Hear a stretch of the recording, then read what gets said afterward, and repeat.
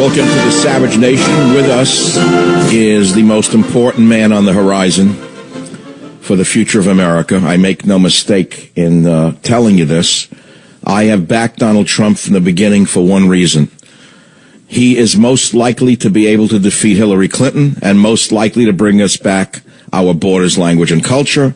Without further ado, the man of the hour, Donald Trump. Welcome to the program, Mr. Trump.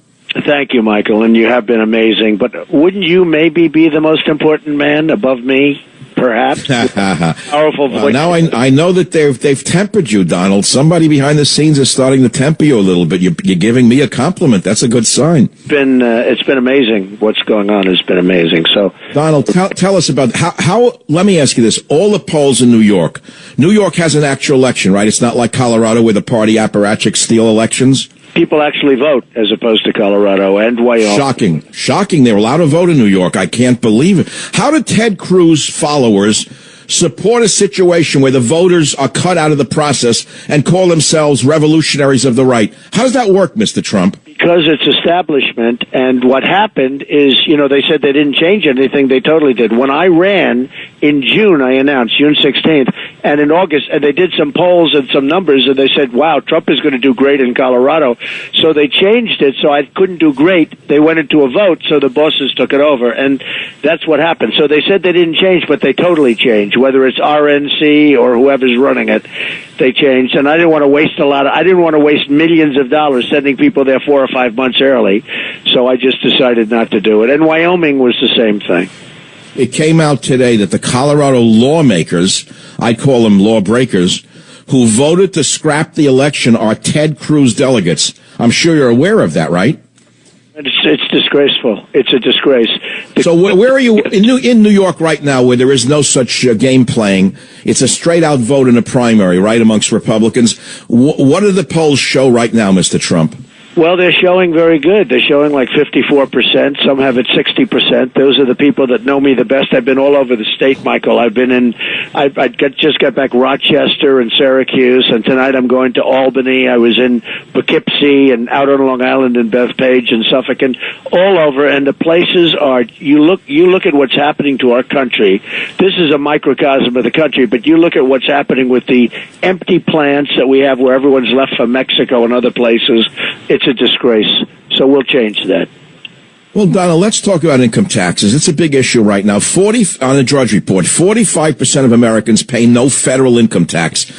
What is your tax plan? Is there a short version of it that we can hear about on the Savage Nation today? My tax plan brings taxes way down. First of all, it simplifies just to 4 groups instead of having 7. And, they have so many different groups, and with all of the things involved, everybody needs to go out and hire CPAs from Washington or the whole thing is crazy, lawyers. My plan simplifies it and cuts the taxes tremendously for the middle class and also cuts the taxes for businesses so businesses can compete. They can't even compete now, Michael. And right. If you look at taxes in this country, we're the highest taxed nation in the world. My tax proposal cuts them far lower than anybody else, and it's going to reignite the country to start working again. It is do you know that in Russia and China there is no inheritance tax, Mr. Trump? I'm sure you're aware of that. Well, I've heard that, but, they have other problems. Well, no, I understand that, but what an incentive it would be in America if we could eliminate such an onerous tax on money that was already taxed. It's crazy.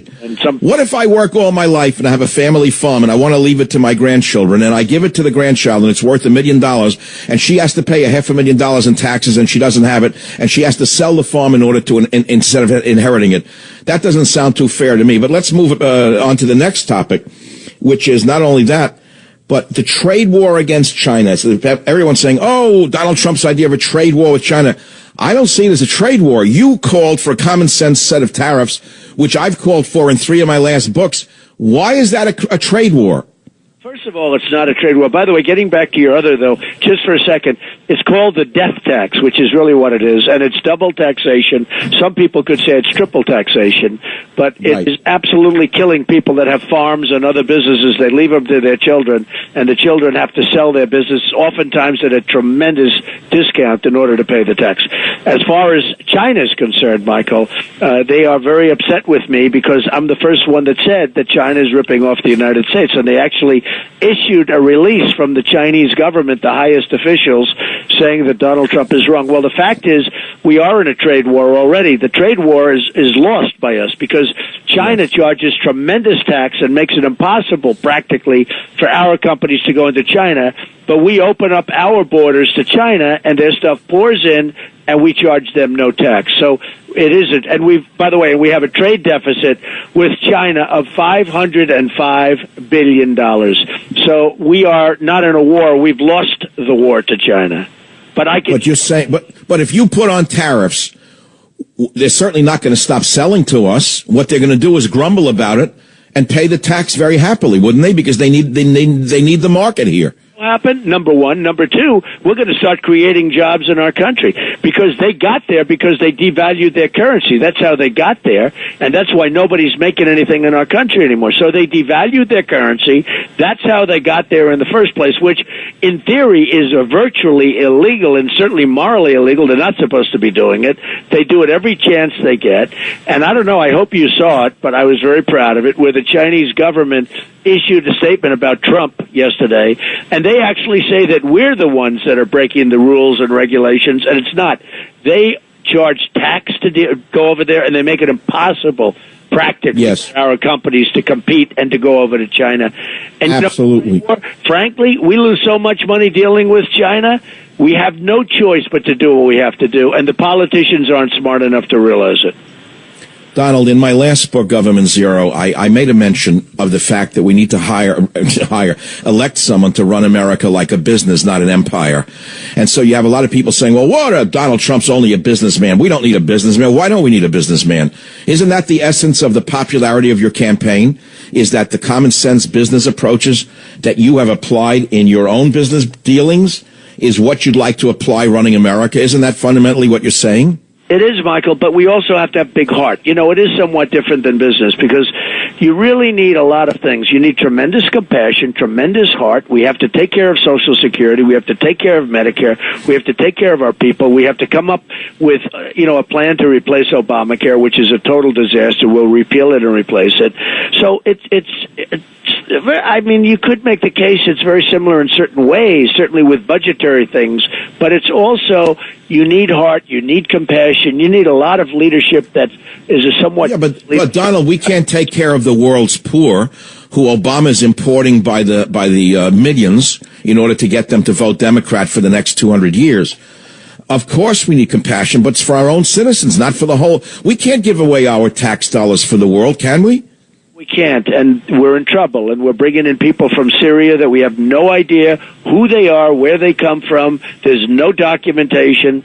They could be ISIS. They could be who knows what they are. And right. We're going to have problems like you've never seen before.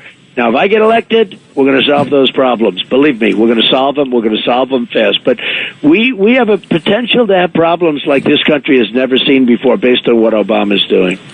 Donald, Hillary Clinton has gotten very vicious about you recently. She called you a cancer. And yet I very rarely hear you say anything negative about her. Why is that?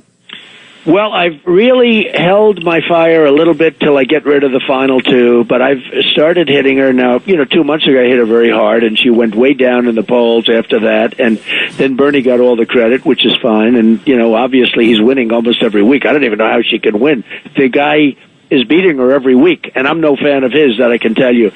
No, but I hit her very hard in speeches. I'm going up to Buffalo in a half hour. I'm leaving, and we're going to have over 20,000 people in Buffalo, and I hit her very, very hard all throughout New York State.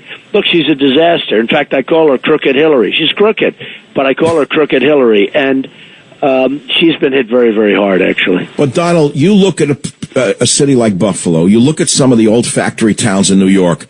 Many of them were, of course, hit, a long time ago.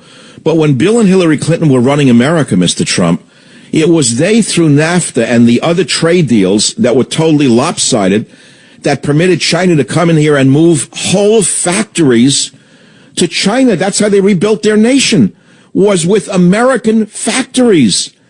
They took factories out of Schenectady, out of Buffalo, out of Ohio, out of Illinois. They took them out of the small towns. They bought every lathe, every piece of equipment, and they moved them to China. And from there, they rebuilt their entire nation. but it was Hillary Clinton who did it. She was the co-president while her husband was busy doing other things in the Oval Office. Yeah, well, that's true. But NAFTA is what has absolutely decimated the country. I've been all over the country, and I look at factories. You go up to New England. It was unbelievable, some of the things I've seen up there. And when I left Syracuse, or when I left Rochester just a few days ago, and when I leave these places, and now I'm going up to Buffalo tonight, what NAFTA has done to this country is a disgrace, and that's a Clinton baby. And it will be put up so loud and so clear during this process. And we're going to win. We're going to beat Hillary. I'm the only one that's going to beat Hillary. I think I can win New York against Hillary. Look how well I'm doing. Now, we have to see. The people tomorrow, Michael, have to get out and vote. But I think we have a good chance to beat Hillary in New York. That would be a whole game changer. Well, I hope so. And I know that you're heard on this station, on WABC and surrounding stations in an enormous amount. Before you go, Donald, here's a personal question. I've been attacked for the 22 years I've been in radio for being too patriotic. They call me every name under the sun. Fascist, Nazi, you name it. You've seen it all. I want to know how you managed to keep your own counsel in the face of all the insults and all those who were trying to tear you down, including those inside the Republican Party themselves. What do you use to maintain your inner strength? Well, it's such a great question, but, I have 2 million, more than 2 million votes more than Cruz. Lion Ted, I call him Lion Ted because I've never seen anybody lie so much. But I have 2 million votes more than Cruz, who, by the way, came up with New York values, and he hates New York. I mean, you can see that, by the anger. And he's going to do, I think, very, very poorly. Anybody in New York that would vote for this guy, he stopped relief for Hurricane Sandy. He doesn't want anything to come to New York. He is bad, bad, bad for New York. But when I look at millions of votes ahead, and by the way, 200 delegates ahead, despite the fact that it's a rigged process. It's so rigged, it's disgusting. But I think that's what keeps me going and keeps me enjoying what I'm doing, frankly. So you're saying winning is everything to you. In other words, winning to you is enough reason to keep fighting. In other words, you don't care what the enemy is saying. All you care about is the results. Well, the voters understand what's going on. That's why, think of it, 2 million votes more than Cruz. That's a lot of votes. And many more delegates, more than 200 more delegates than Cruz, even though it's a totally rigged system. So that's what, otherwise you would never, you wouldn't put up with it. But it's very dishonest, it's very corrupt, and it's frankly disgraceful. The delegates, you can wine them and dine them and bring them on airplanes and take them all over the place, and it's actually considered to be legal. That has nothing to do with democracy. No, I understand that. Well, in a way, I've learned something from what you just said, and I've used a similar tactic in my own life, which is there's no such thing as bad publicity. Let them keep putting down me all they want, meanwhile I keep rising. And I think what you just said to me is, hey, you know what? Let them say what they want about me. All that matters is the results. I think that's what you just said, isn't it? Well, the voters get it, and they've really gotten it, and a lot of people are complaining. They actually said, hey, wait a minute. If Trump has more delegates, and if Trump has more votes by millions than the other guy, how can you even consider the other guy? And I think you're going to see a big turnout tomorrow because people are sick and tired. I'm going to bring back jobs to New York. I'm going to bring back and save people's Social Security without cuts and all of the different things we're going to do, Medicare. We're going to do things that nobody else can do. We're going to make our country rich again. We owe $19 trillion. It's going to be $21 trillion because of the omnibus budget, which is a total catastrophe that they just signed. But we're going to make our country strong again, and we're going to make it great. And for New York, we're going to bring back jobs. Well, that's the main thing, is the economy.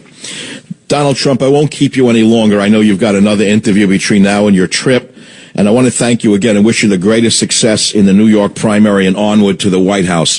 Thank you so much for being with us on the Savage Nation. Thanks very much, Michael. I really appreciate it. Thank you.